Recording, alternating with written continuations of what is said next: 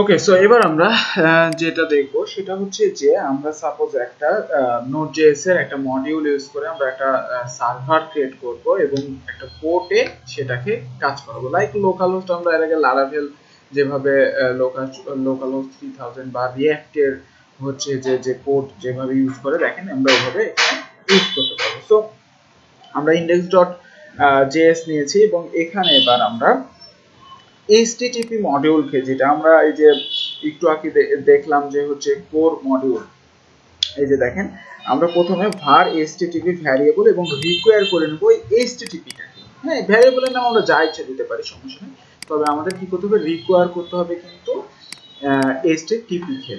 So আমি এটাকে নিয়ে নিলাম, জাস্ট নিয়ে আমি এখানে দিয়ে দিচ্ছি, দেখেন। সো আমাদের এটার মাধ্যমে কি হলো, এই HTTP মডিউলটাকে কিন্তু আমরা নিতে পারলাম, রিকোয়ার করতে পারলাম এবং এটা নিয়ে এখন আমরা কাজ করতে পারবো। সো এখন এই HTTP কে ধরে আমাদের যেটা করতে হবে, এই যে দেখেন এখানে HTTP কে ধরে এর মধ্যে একটা মেথডকে কল করতে হবে, নাম হচ্ছে ক্রিয়েট সার্ভার, এবং এটার মধ্যে একটা ফাংশন দিয়ে আমরা রিকোয়েস্ট এবং রেসপন্স দুটো প্যারামিটার পাবো। সেটার মাধ্যমে আমরা এখানে আমরা যে কোনো ডাটা শো করাতে পারবো, ঠিক আছে, রিকোয়েস্ট এবং রেসপন্সের মাধ্যমে। আর এই যে সার্ভার, এটাকে আবার এই ক্রিয়েট সার্ভারটাকে কিন্তু একটা সার্ভারের মাধ্যমে রাখছে, যেটা ভ্যারিয়েবলের মধ্যে। এখান থেকে আবার লিসেন নামের একটা মেথডকে কল করে আমরা পোর্টটা বলে দিতে পারবো, যে আমরা কোন পোর্টে এটাকে কল করতে পারবো। ওকে, সো আমি এই উদাহরণটাই দেখাচ্ছি, জাস্ট আমি রান করে দেখাচ্ছি। এটাই আমি কপি করছি, কপি করে দেখেন এখানে আমি কিছু একটা লিখবো, সমস্যা নেই। আর এখানে আমরা 5000 এর যে সার্ভার ডট লিসেন করলাম, অর্থাৎ এই সার্ভার থেকে লিসেন করলাম 5000 কে, বা এখানে আপনি যা ইচ্ছা লিখতে পারেন, 5500 বা 2000 3000, আমি 5000ই দিলাম। হ্যাঁ, সো এবার এখান থেকে আমরা কিছু একটা ডাটা শো করবো, যে এই পোর্টে লোকাল হোস্ট 5000 এ যখন যাবে তখন এখানে কিছু একটা লেখা শো করবে। সো আমরা এটা করতে পারি কি, যে রিকোয়েস্ট এবং রেসপন্স দুইটা যে মেথড আছে, এর মধ্যে আমরা রেসপন্স নামের মেথডটাকে নিতে পারি এবং এখানে লিখব সেন্ড রেসপন্স ডট সেন্ড, হ্যাঁ, বা সেন্ড না, সরি, ইন্ট এটা। সো এটার মধ্যে আমরা এখানে লিখে দিতে পারি হ্যালো সাপোজ। ওকে, সো এবার এটাকে সেভ করব, সেভ করে আমরা টার্মিনালটা ওপেন করতে পারি। টার্মিনাল ওপেন করে আমরা এই যে Node.js ফর ইউটিউব, এটা আমাদের প্রজেক্টের ফাইলের নাম। সো এবার এটাকে রান করব, কিভাবে রান করার পদ্ধতি আমরা দেখেছি, নোট দেন index.js আমার ফাইলের নামটা বলতে হবে।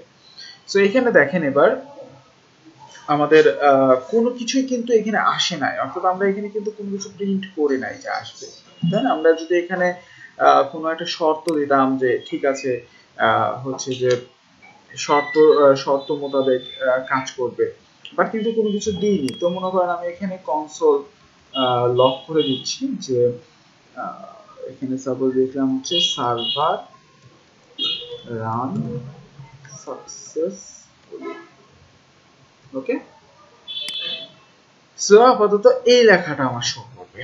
সো আমি এটাকে ডিলিট করে দিচ্ছি, আবার আমি টার্মিনাল আবার নতুন করে ওপেন করছি। ওকে, সো এখানে এবার আবার আমি লিখতেছি নোট index.js। সো দেখেন এবার কিন্তু আমাদের একটা এরর জেনারেট করছে। ওকে, সো এখন আমাদের এই যে কনসোল আমি শুধু লিখছি, এটাই আমাদের সমস্যা, console.log, তাই না? সো আমরা এইগুলা জিনিসগুলো আপনাকে দেখাচ্ছি কিভাবে আমাদের হচ্ছে যে ইয়া করবে এরর গুলো আসবে। সো আবার আমি লিখছি নোট index.js। সো এবার দেখেন সার্ভার রান সাকসেসফুল। এবার আমরা ব্রাউজারে কিন্তু এই 5000 পোর্টটাকে হিট করতে পারবো। কিভাবে? আমরা জাস্ট এভাবে বলে দিতে পারি যে লোকাল হোস্ট কোলন 5000, এই যে পোর্টটা বলতে হবে, এটাতে নিজে দেখেন এবার যে আমাদের আউটপুটটা আসছে সেটা কি, সেটা হচ্ছে হ্যালো।